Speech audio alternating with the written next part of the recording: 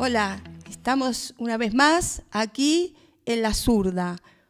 Primero que nada quiero agradecer que comparten tantos programas nuestros y los quiero animar a que sigan difundiendo todas las ideas que estamos transmitiendo a través de estos programas. Estamos con Juan Manuel Olarieta, es un abogado, escritor, represaliado. ¿Qué tal, Juan Manuel? ¿Cómo estás? Hola, buenas tardes, bien.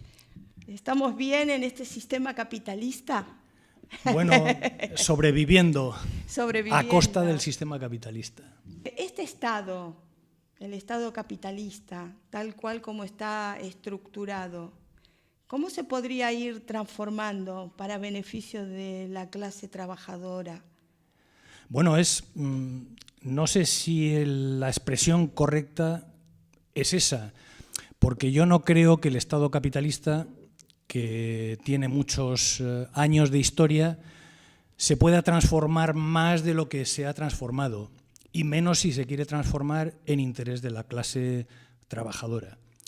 Yo creo que el problema es la destrucción del Estado capitalista y la construcción de un nuevo Estado.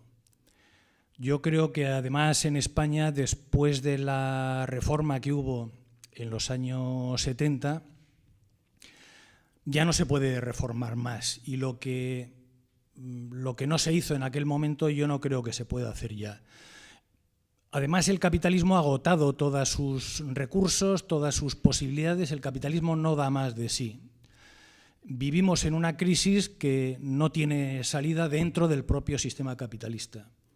Entonces, yo creo que el movimiento revolucionario debería pensar no solamente en cambiar de Estado, en destruirlo, sino también en acabar con el sistema capitalista y construir un nuevo sistema que es el sistema socialista.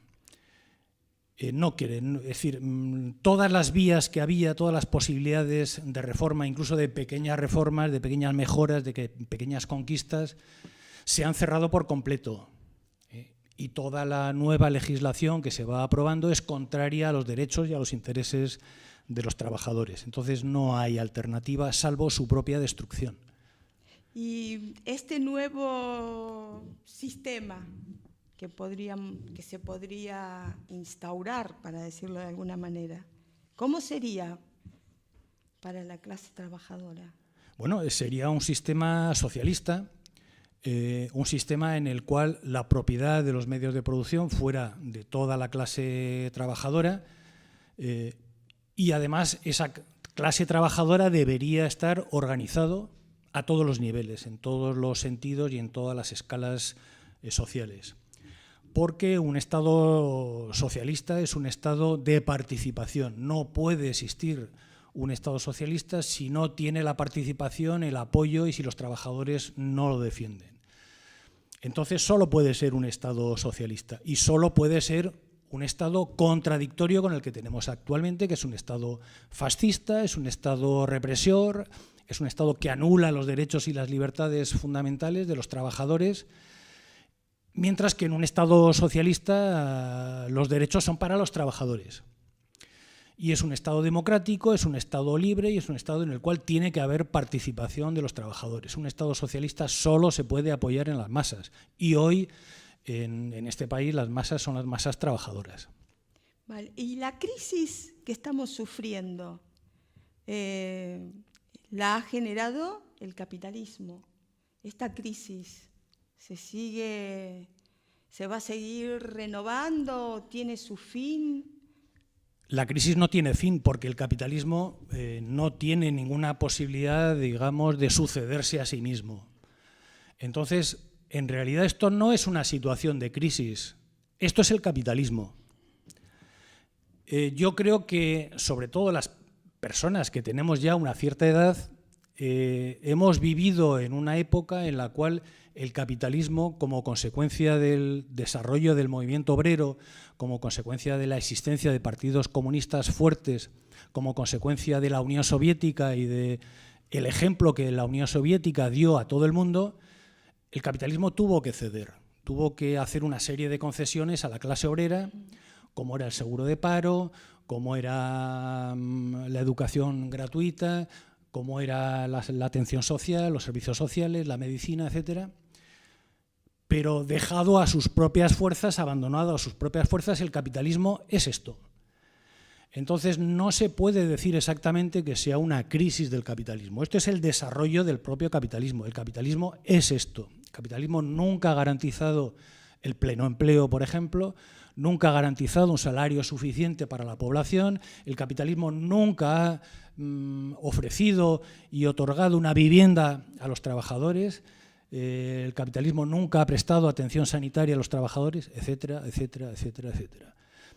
Entonces, una vez que el movimiento obrero ha entrado en una etapa de recesión y una vez que la Unión Soviética y la mayor parte de los países socialistas han desaparecido, el capitalismo vuelve por sus fueros. Y lo que se trata es de analizar cuáles son las peculiaridades y las características que la propia crisis del capitalismo va generando. Eso es el problema fundamental. De ver en esta etapa contemporánea cuál es exactamente la caracterización del capitalismo, hacia dónde va el capitalismo, si los países capitalistas van hacia una ampliación de las libertades o por el contrario van en la línea de un fortalecimiento y una intensificación de la represión, si el capitalismo va en la línea de conceder pleno empleo a los trabajadores, por ejemplo, o se ha acabado el pleno empleo de una manera definitiva, etcétera, etcétera, etcétera. Entonces, desde mi punto de vista, el capitalismo se ha acabado. Nunca va a recuperar, digamos, el nivel que tenía anteriormente hace 20, 30, 40, 50 años. Eso se ha terminado y además hay que decir muy claramente a los trabajadores que si realmente quieren un trabajo, que si realmente quieren una vivienda, quieren educación, quieren sanidad, etcétera, tendrán que luchar por una sociedad distinta, tendrán que luchar por el socialismo, porque el capitalismo no les va a dar nada. Es más, lo poco que tengan se lo van a quitar. Y solamente eso se consigue con la lucha y la participación. Eso se consigue con una revolución. Es decir, yo creo que no hay posibilidad de reformas. Si analizamos las posibles reformas, por ejemplo, que este Estado puede hacer, las reformas que se comentan, por ejemplo, la reforma del Senado, la reforma del Tribunal de Cuentas, etcétera, etcétera, etcétera, ninguna de las reformas de las que ellos hablan van a acabar con la situación de paro, con la situación de falta de vivienda, con los desahucios, con la sanidad, con el sistema educativo, etcétera. Bueno, de hecho, ha habido reformas que han sido nefastas, como la reforma laboral, que nos ha precarizado mucho más. Claro, o sea, pero en vez de las reformas, en vez de ser en beneficio de la gente, es en beneficio de la clase dominante. Claro, porque las reformas son las reformas del capital. Y el capital es un sistema de producción que lo que quiere es el máximo beneficio para los propietarios del capital.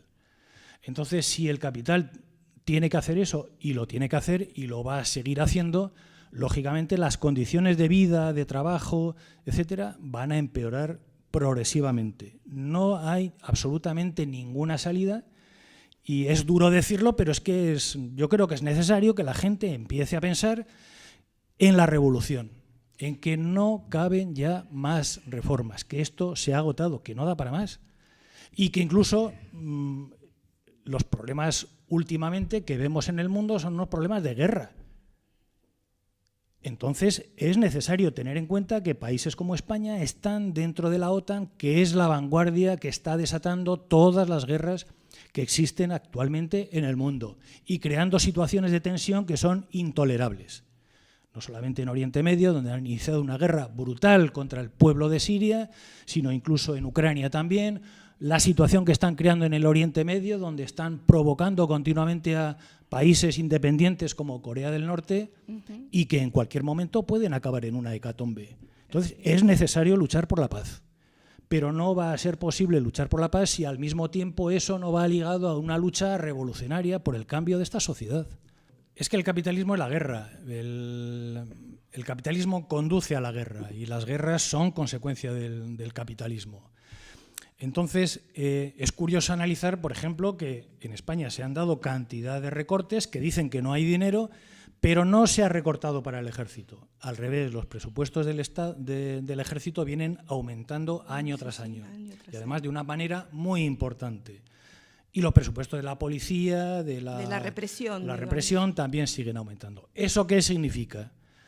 Que el Estado, este Estado en concreto, tiene muy claro, por un lado, que va a haber levantamientos y va a haber movilizaciones sociales y hay que reprimirlas y, por tanto, tiene que haber más policía y que va a haber una guerra, que está habiendo guerras ya en todo el mundo y que va a hacer falta un ejército para participar en esas guerras.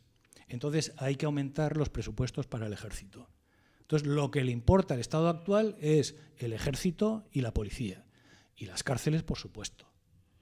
En esta situación de que tú dices que se están preparando porque tarde o temprano la gente va a salir a la calle, habrá a reclamar por sus derechos. Entonces están como armando un Estado represor. Bueno, es difícil que sea un Estado distinto, represor o más represor del que ya hay, porque no puedes, es difícil, ¿no? Inventar más cosas a las que el Estado pueda recurrir para aplastar cualquier intento de lucha, de movilización o de protesta social. Y lógicamente el Estado de unos años para esta parte pues, ha disfrutado de una cierta tranquilidad social como consecuencia del trabajo que están realizando, que están desempeñando organizaciones como, por ejemplo, los sindicatos, los grupos reformistas, sembrando ilusiones de que votando, de que ganando, si la izquierda gana las elecciones, entonces las cosas van a ser distintas. Yo creo que el ejemplo de Grecia lo que demuestra es precisamente que una organización reformista como es Syriza en Grecia, pues es la que está llevando a cabo todos los planes del capitalismo. Y es el que está apoyando también la guerra en Oriente Medio, apoyando a la OTAN. Grecia también forma parte de la OTAN. Entonces no se puede tener absolutamente ningún tipo de confianza en ninguna organización de estas características que engaña a la gente diciendo que es posible que las cosas cambien. Solo hay un cambio posible, que es la revolución. Y además, una revolución de tipo socialista. ¿Por qué? ¿Cómo es que la gente no ha salido aún a la calle? Porque ante tanta barbarie capitalista, ¿cómo es que nos tienen tan atontados? Es que no es un problema de atontamiento, es un problema de necesidad. La gente necesita trabajar porque no puede, necesita un sueldo, necesita llevar el dinero a casa. Entonces, la gente está soportando cualesquiera condiciones de trabajo, cualesquiera sueldos, cualesquiera horarios, porque no queda otro remedio. Y porque los movimientos sociales no son automáticos. Que existan 5 millones de parados no quiere decir que esos 5 millones de parados salgan a la calle mañana a protestar y a luchar y a dar su vida, porque se trata de eso, de dar su vida por una revolución socialista. Yo creo que como hay una serie de cosas que de una manera intuitiva están en la conciencia de muchas personas, la gente necesita agotar todas las posibilidades intermedias. Y si tiene que ir a comer a un comedor social, pues irá a comer a un comedor social. Lo que pasa es que toda esta situación es la olla, ya que estamos hablando de la olla. Bueno, pues vamos a hablar de la olla express, que además no tiene una válvula de escape. Y se está calentando, y se está calentando, y todos los días se calienta un poquito, y se calienta un poquito, y parece que no pasa nada. Pero como es un país donde no hay libertades, no hay válvulas de escape. No es como otros países, ¿no? Como Francia, por ejemplo, Inglaterra, etc. Los problemas históricos que ha tenido España siempre, como consecuencia no solamente de la miseria, de la explotación, de la opresión, sino como consecuencia de la falta de libertades, es que esto cuando reviente va a reventar. Y va a reventar en serio. Y la gente va a salir a la calle, y cuando salga la gente a la calle va a salir a por todas. ¿Por qué? Porque los procesos revolucionarios no son lineales. Cuando revientan, revientan en serio. Y entonces la gente va a exigir y va a reclamar que quiere ir a por todas y que está dispuesto a ir a por todas. Y entonces veremos a millones de personas dispuestas a darlo todo. El problema no es la gente, el problema no son las masas, no son los trabajadores, no son los parados, no son los miserables. El problema es cuando toda esa gente salga a la calle, ¿dónde van a estar todas ese tipo de organizaciones que se llaman revolucionarias y que están luchando por los derechos de los trabajadores? Esas personas, esas organizaciones tienen en sus planes, en su cabeza, este tipo de situaciones, que este tipo de situaciones se van a dar, y cuando se den, ¿qué van a decir a los trabajadores? ¿Qué programa o qué programa de lucha o de encauce? Pero es mucho más sencillo que eso. Es decir, si hay una manifestación en contra del paro en Barcelona de 100.000 personas, al día siguiente, ¿qué les dices a esas 100.000 personas? ¿Vamos a hacer otra manifestación? ¿Y vamos a ver si conseguimos 110.000 o 120.000 o 200.000? Porque vas a tener a esas personas en la calle, eso que no le quepa duda a nadie. Pero cuando esas personas salgan a la calle a luchar, a manifestarse y a dar su vida, las organizaciones llamadas revolucionarias, ¿qué van a decir a los trabajadores? ¿Qué van a decir a todas esas personas? ¿Qué planes tienen? ¿Qué proyectos tienen? Eso es lo que me gustaría saber y lo que quiero que me cuenten. Pero claro, eso ya es otro problema. Porque siempre nos quejamos y protestamos y criticamos a la gente porque no se lucha, porque no se moviliza, etcétera, etcétera. Bueno, eso es verdad. Con la situación social que hay debería haber más protestas, etcétera. Y no las hay. Pero cuando las haya, cuando la gente... En un momento las hubo con el 15M. Hubo una especie de intento. Sí, sí. Hubo un... ¿Y qué pasó? Hubo una especie de protesta.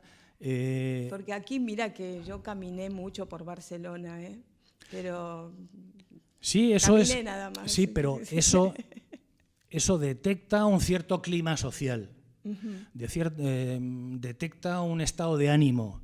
Efectivamente, es verdad que hay un montón de personas indignadas por la tremenda situación que estamos soportando desde hace muchísimos años. Y curiosamente, en aquella época, si os acordáis, si te acuerdas, empezaban a haber scratches. Sí.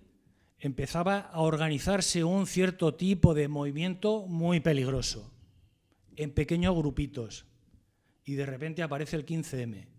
Y el 15M, de la misma manera que aparece, se disuelve. Y acaba disolviéndose y ya no solamente que se disuelva y que se creen organizaciones de tipo reformista como Podemos que tratan de capitalizar y decir que ellos son los continuadores de aquello. No, eso no es así. No solamente han destruido el 15M, lo que había en el 15M, esa sensación de indignación en la calle, sino que no hay scratches. Es decir, los inicios de movilización que estaba viendo ya no los hay. Se han cargado el poquito movimiento que había. Sí, sí. Ya no lo hay. Eso es lo que hay que analizar. Claro. Yo lo que sentía con el 15M era que estaban como en una realidad virtual.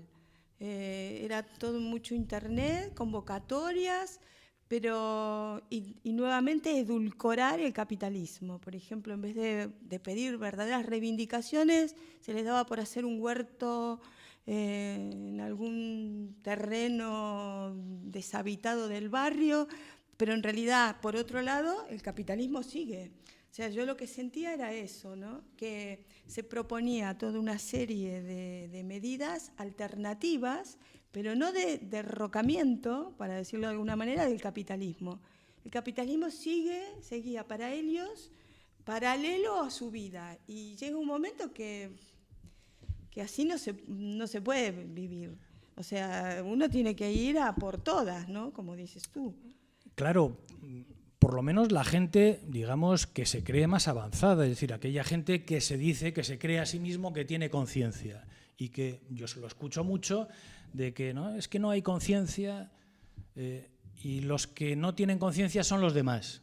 Pero ¿cuál es la conciencia nuestra? De la gente que se cree más avanzada, más... No, repito, es que no hay medidas dentro del capitalismo. Lo que hace falta son medidas contra el capitalismo, medidas para derrocar el capitalismo y decírselo muy clarito a la gente, que la gente no se llame a engaño.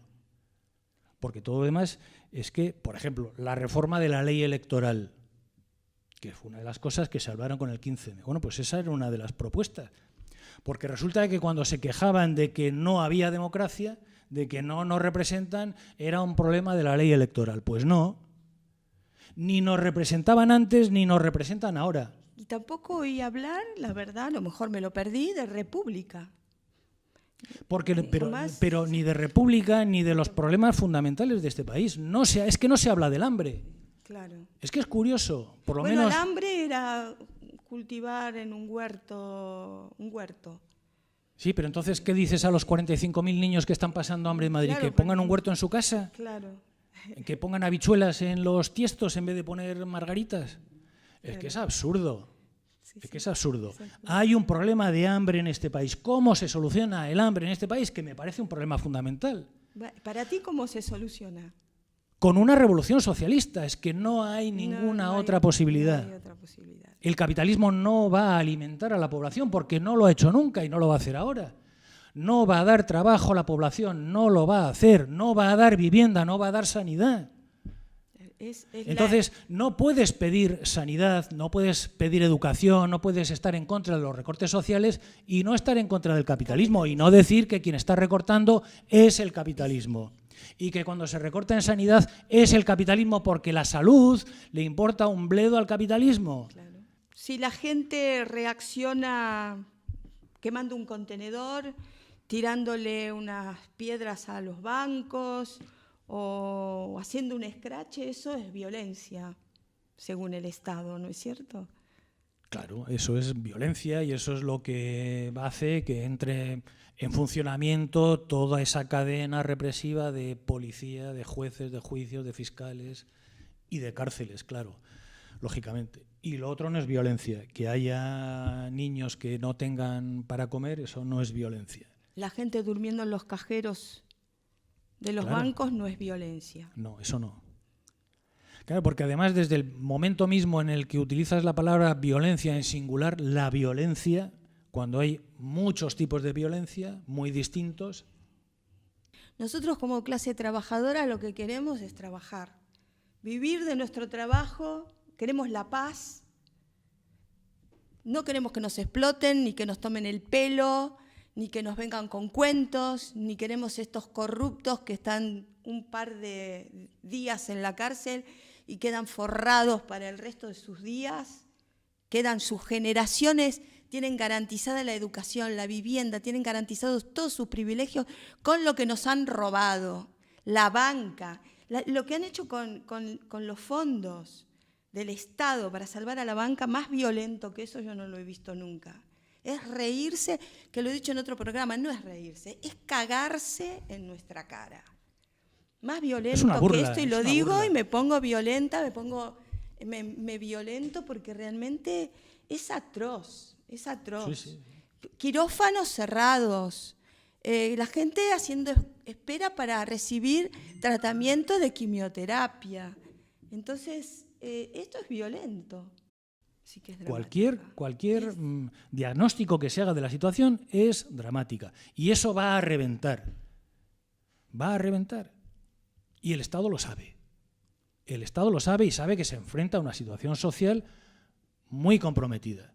Como ya ha estallado en Francia, como ya ha estallado en Inglaterra, donde hay luchas, barricadas, enfrentamientos como no los ha habido desde hace 50 años, donde los barrios están en pie de guerra, donde la policía no puede entrar en los barrios, que tiene que llevar tanquetas, que tienen que entrar de 50 y 100 para asaltar los barrios, etcétera, etcétera. Donde se están quemando vehículos continuamente, haciendo barricadas. Esa es la situación social que hay, por ejemplo, en París, en Marsella, en Lyon. Y que hay guetos, que se han formado guetos. Claro, se han formado guetos. Pero se han formado guetos en torno a la miseria, de gente que no tiene ningún futuro y que además están estigmatizados, porque en realidad no son franceses, auténticos franceses, son como extranjeros, aunque tienen el pasaporte y la documentación francesa, no los consideran franceses. No los consideran franceses, qué vergüenza. Como que están amenazando que les van a privar de la nacionalidad, que los van a expulsar a no se sabe dónde. Esa es la situación que está viviendo una parte importante de la clase trabajadora en Francia y lógicamente están reventando los barrios y eso va a reventar también en España a la más mínima oportunidad. Para ir terminando y redondeando estas ideas, En el momento que la gente salga a la calle, la dirigencia, digamos, o las izquierdas que tú dices, ¿qué plan deberían tener? ¿Cómo podríamos hacer para moldear esta masa que sale a la calle y darle un curso positivo para llegar a tomar, digamos, los medios de producción, el Estado? Sí, porque la revolución no es solo un movimiento de masas, como cree mucha gente. Ni violencia en sí. Claro, no es un problema de masas, ni es un problema de violencia, se tienen que dar una serie de circunstancias favorables.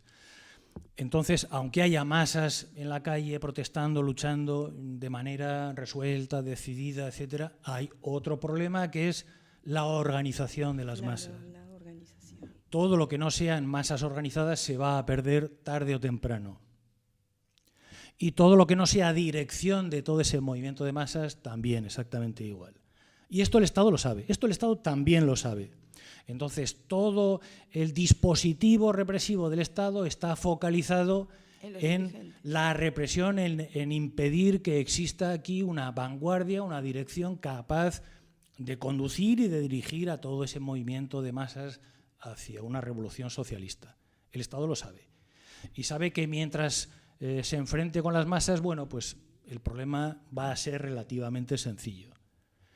Entonces, la primera conexión que se tiene que dar, las primeras condiciones, es que tiene que haber un movimiento de masas, pero hay otra condición no menos importante, que es que las masas tienen que estar organizadas y tienen que estar dirigidas.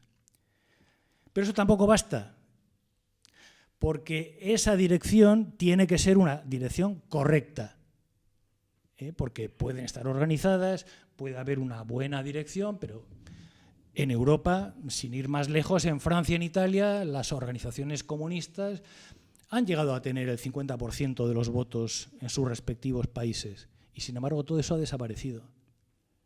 Es decir, esas vanguardias tienen que tener una ideología muy clara, unos principios muy claros y tienen que ser vanguardia. Vanguardia quiere decir que tienen que estar a la cabeza de. Y que como buena vanguardia, los primeros que van a llevarse los palos son ellos. Claro, si la vanguardia cuando llegan los primeros palos retrocede o entra en desbandada, pues ¿qué va a hacer la masa? No puede hacer nada. Eso es una vanguardia y hace falta una vanguardia. Hay que crear una vanguardia. Todavía no está. En el sentido en el que yo estoy diciendo, efectivamente no hay una, y el movimiento no está suficientemente organizado. Es decir, todo ese tipo de circunstancias no se improvisan, se tienen que dar en el propio proceso de consolidación, de desarrollo del movimiento revolucionario.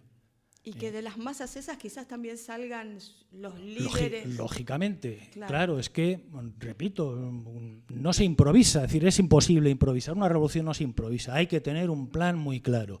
Y ese plan es la línea política, es la ideología, de saber qué es lo que quieres y cómo lo vas a conseguir. No solamente que sabes hacia dónde vas, sino qué camino tienes que tomar. Si vas a ir por un lado, vas a ir por el otro, qué giros tienes que dar en cada momento, saber lo que es una estrategia, etcétera, etcétera. Y estar dispuesto a ser vanguardia, es decir, a recibir todos los palos, habidos y por haber.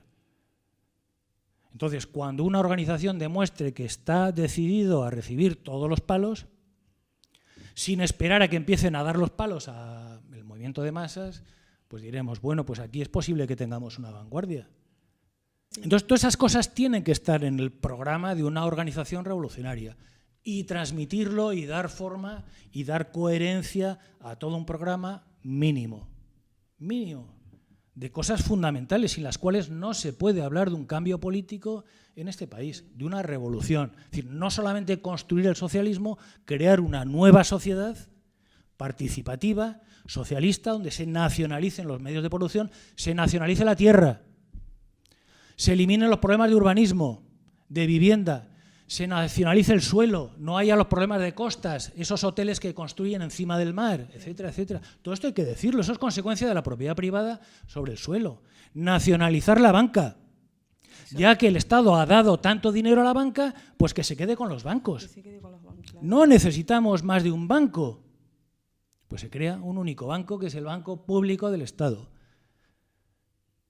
Nacionalizar la banca, nacionalizar los medios fundamentales de producción, nacionalizar Telefónica, nacionalizar Repsol, todos los grandes medios de producción. Eso ligado a un Estado republicano, democrático, que garantice los derechos fundamentales y conceda, no conceda, porque ya lo tienen, reconozca los derechos de las nacionalidades oprimidas, de Euskadi, Cataluña y Galicia.